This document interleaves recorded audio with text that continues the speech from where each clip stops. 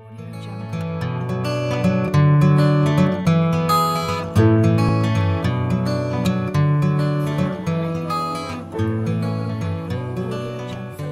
berjumpa kembali bersama siswa-siswi SMP 9 Bontang.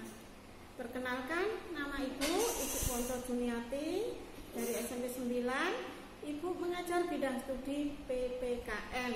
Oke, anak-anak, kita sebelum belajar seperti biasa, Ibu selalu mengingatkan 3 karena masih masa pandemi, ya kan?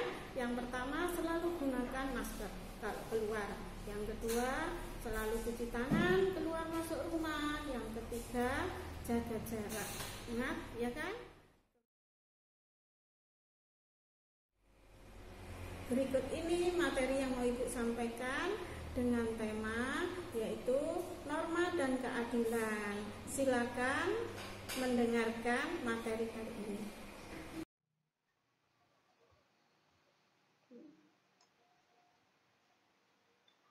Nah, dalam pertemuan kali ini kita bahas peran norma dalam mewujudkan keadilan.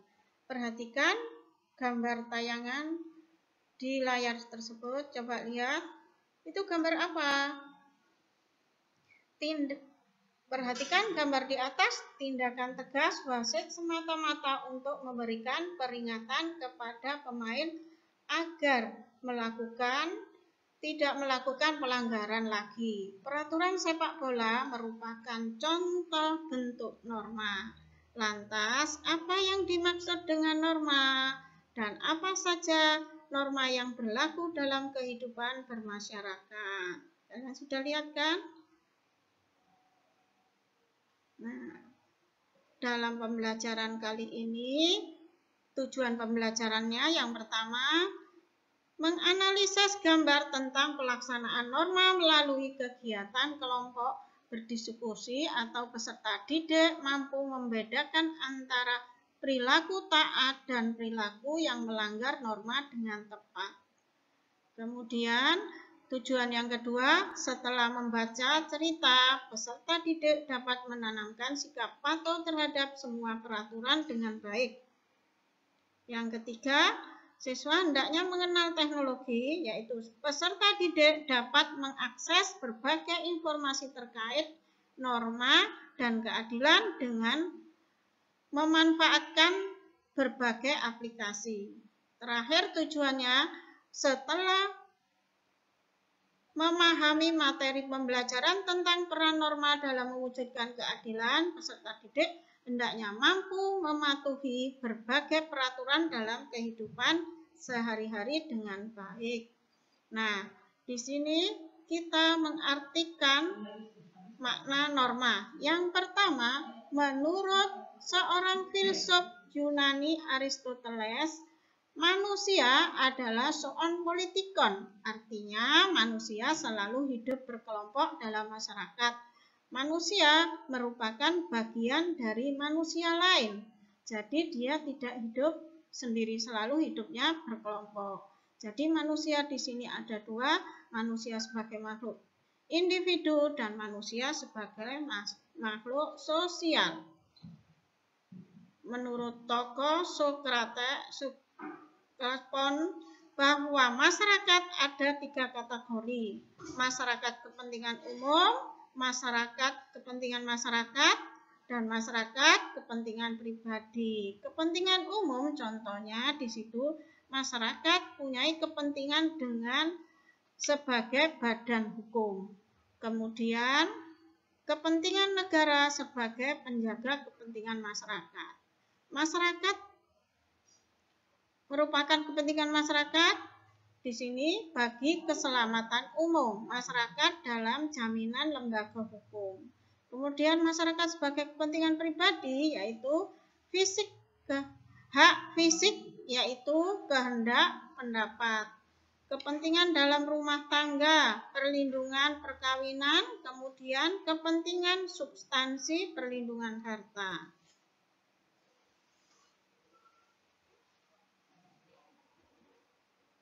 Nah, pengertian norma tadi sudah ada, yaitu apa arti norma? aturan-aturan yang mengatur tingkah laku manusia baik dalam masyarakat dan dibuat oleh masyarakat.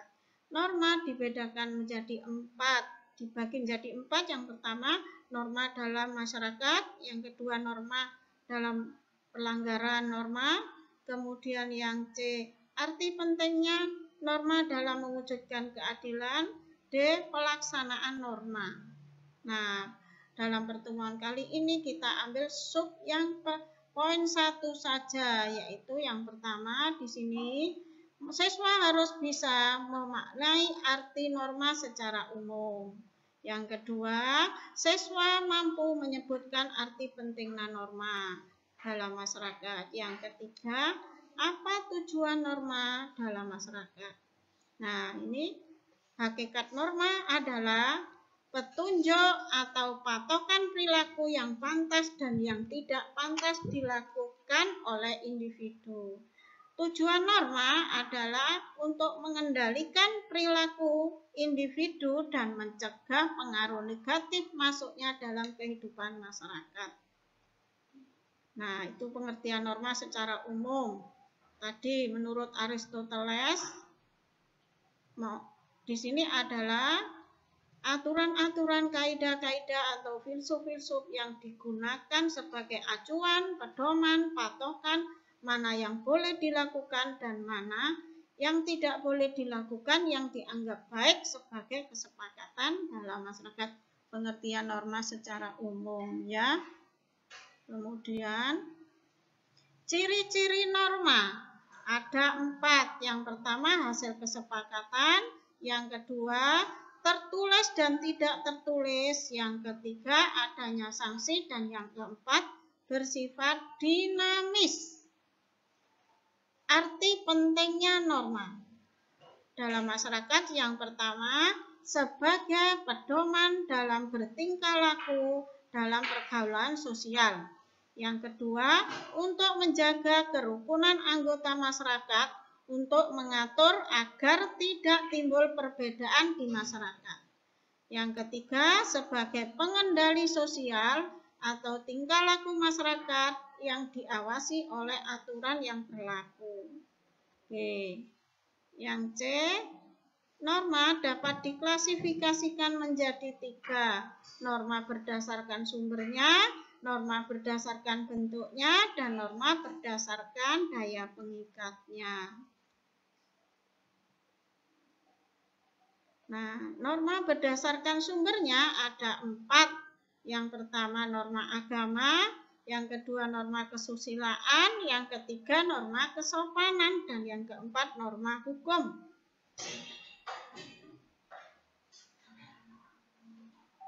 Norma agama adalah aturan-aturan, petunjuk-petunjuk hidup yang memuat perintah-perintah, larangan-larangan, dan anjuran-anjuran yang bersumber dari Tuhan Yang Maha Esa yang terdapat dalam kitab suci tertentu dan sanksinya di kemudian hari. Norma kesopanan adalah aturan-aturan, kaidah-kaidah mana yang boleh dilakukan dan tidak boleh dilakukan yang bersumber dari tingkah laku manusia atau adat kebiasaan yang apabila melanggarnya bisa dikenakan sanksi berupa celaan, pengucilan, dan ejekan.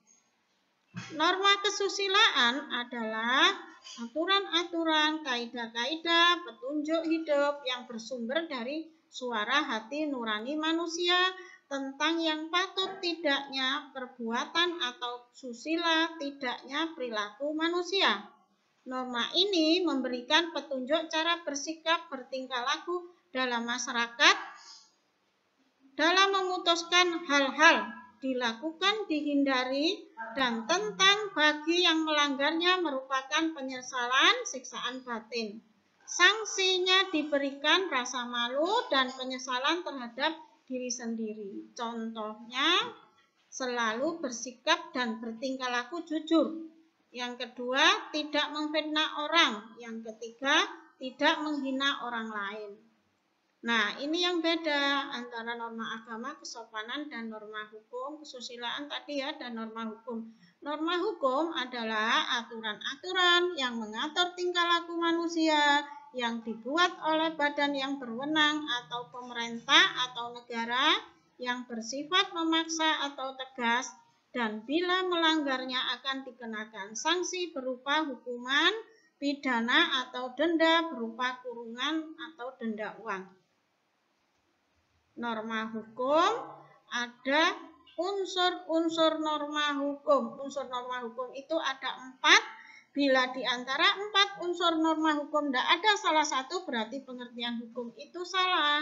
Yang pertama, merupakan peraturan yang mengatur tingkah laku manusia. Yang kedua, peraturan itu dibuat oleh pemerintah. Yang ketiga, sanksinya bersifat memaksa. Yang keempat, sanksinya berupa hukuman atau denda. Sudah. Sampai ini aja ya. Yang berikutnya, prinsip-prinsip hukum itu ada 3. Supremasi hukum, kedudukan yang sama di dalam hukum, dan terjaminnya hak asasi manusia. Nah, fungsi hukum, fungsi norma hukum maksudnya ada 3 juga, ada 4. Yang pertama, memberikan pengesahan atau legitimasi terhadap apa yang berlaku di masyarakat. Yang kedua, merupakan senjata dalam konflik sosial. Ini menurut pendapat Donald Albert dan Franz Maramis. Kemudian yang ketiga, fungsi hukum alat rekayasa masyarakat. Dan yang keempat, sebagai sarana pembentukan masyarakat. Sudah sampai situ aja ya. Demikian tadi pengertian norma, tujuan norma, dan macam norma menurut sumbernya. Nah, untuk pertemuan kali ini di sini, bila ada yang tidak mengerti, nanti silakan tanya. Nanti setelah itu sambil buka-buka di media sosial, yang tidak ngerti bisa kalian buka lagi, simak kembali, tanyakan ke ibu langsung bisa. Nah, setelah kalian menyaksikan materi tadi, coba sekarang ibu ingin mengetahui dari materi tadi apa saja yang telah terkesan di dalam hati kalian. Semoga, ya kan? Tadi sudah ibu sampaikan apa saja yang terkesan di dalam hati kalian. Yang pertama tadi pengertian norma, kedua menyebutkan pentingnya, apa saja pentingnya dalam kehidupan